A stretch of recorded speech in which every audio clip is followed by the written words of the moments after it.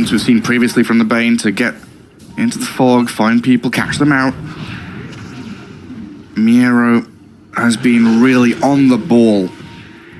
Beastmaster with just one death to his name, and I guess, you know, okay, in a game like this where it's 16-4, that's quite a simple thing to point out, but he's dodged so many attempts from the Bane in this game. All 3 cores from BETBOOM dodged most of the ganks. There's only one death, and that's one from Miero on all 3 BETBOOM scores. Incredible. Radiant's bottom a minute and a half for Roshan attack. to come up. And this one, it feels like OG have to contest. If they let BETBOOM get that Aegis, might just be a steamroller they cannot stop. Scan from the Dire up the high ground as they try to wrap around. 4 heroes all smoked up, nearly getting on top of GPK.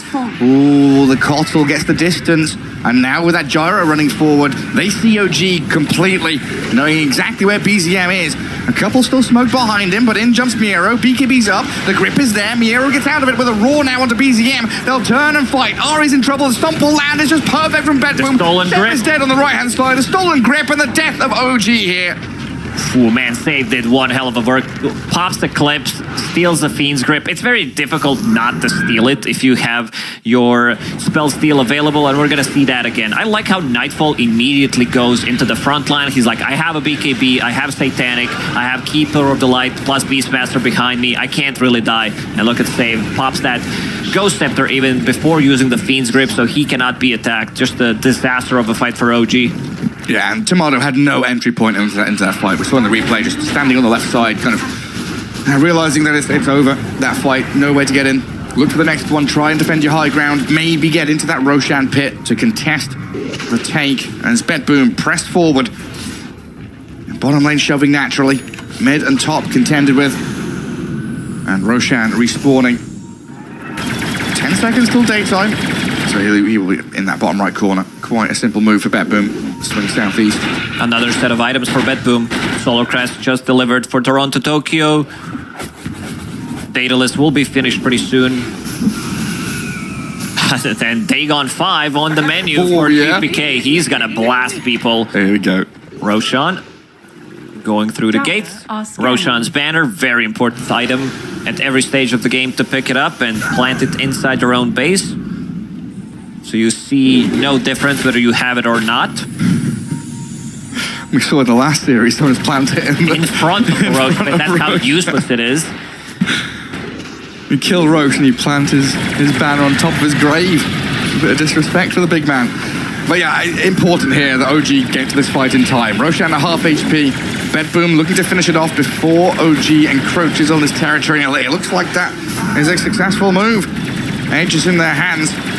OG can maybe look to find this fight still with an element of surprise as BETBOOM move back down the lane.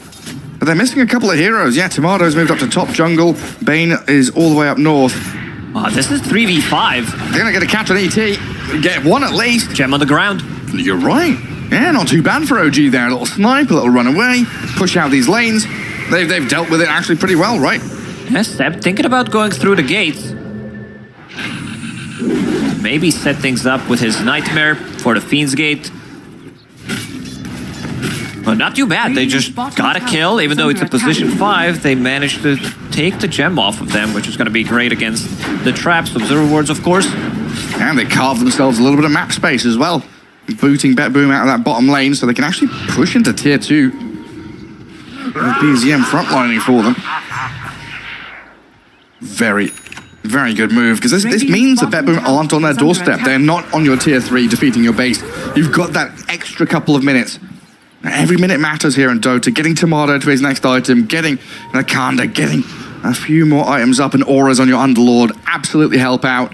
Yeah, they definitely need those items. They have a decent amount of gold saved up, but they need to turn it into items because they're gonna lack damage, they're gonna lack protection against all this burst that BETBOOM has. And buyback's also super important right now as BZM again. Gets caught with a lift into grip. Oh, that's your mid laner. Just a couple of spells and down he goes. Buyback is available for him. And he's probably going to have to use it. As BETBOOM are just running straight towards this dire base.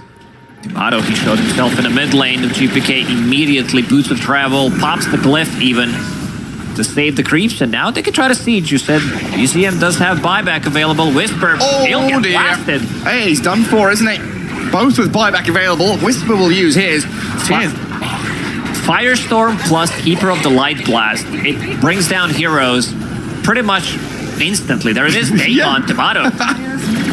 Down to half HP. Oh, incredible combos here, aren't they? They'll lift up onto the Bane now. Pit of Malice thrown with a root over the top, just trying to keep Nightfall at bay. Rack still standing, tier 3 has fallen. And OG just trying to get this TA back into the battle without expending buyback. And that means Nightfall can open up on the barracks. Nightfall's too tanky. Having Paladin Sword, Satanic, they can't kill him. They didn't manage to even kill him once. And Blue Gyro just going to go top lane now. Tons of stuff behind him. Nightfall, yeah, going to front line this for days. 2 minutes left on Aegis. And look what Save has queued up. Aghanim Scepter. If he manages to farm Aghanim Scepter, if this game lasts long enough, he steals Pit of Malice, he steals Firestorm, he becomes a better version of Underlord, and he wins off game with 2 spells, pretty much. Gyro is in. Look at the auras on this Gyro, man. Assault Cuirass, Pavis, and Solar Crest. Inner Beast. Inner Beast, yeah, it's loads. Loads of stuff here. I mean, OG now are 5 alive. Looks like they're going for that top rune. It's a DD which they could grab.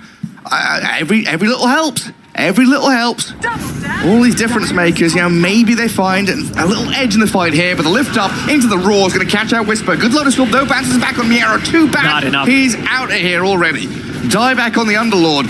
And BETBOOM did pop a couple of BKBs, so Tomato's in onto the Costal. GPK trying to slip away. Call down, drop, Tomato bounce back. He looks like he might get the kill to take on Zap. Not enough to heal him back up, but now the lift is there. Save and Nightfall surround him. BZM gets some good damage on Toronto Tokyo, but OG have lost 3. Bane and Templar Assassin, the last one standing. Buyback from GPK's Costal to get back on top of Seb. They want to end it right here. BZM, he does not have anything available, getting blasted. That's it. That's pretty much it. They're gonna drop the G's in the old chat. What a dominating game from BETBOOM. Incredible.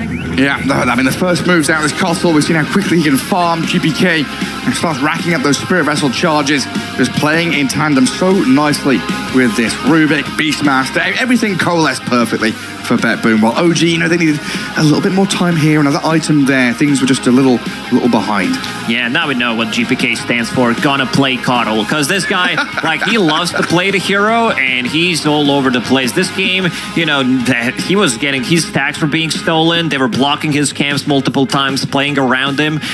Very slow lineup from OG. Like, they didn't manage to do what they wanted. Also, their first Roshan got stolen from them. BETBOOM having a really good read on this game, and Nightfall, he keeps farming. It's all about building all these auras. We've never seen, you know, this OG potential, what they had with the draft, you know, this sidekick from RC, Luna, with her blessing, and then Templar Assassin dealing damage. They were caught off guard so many times. They try to invade the triangle.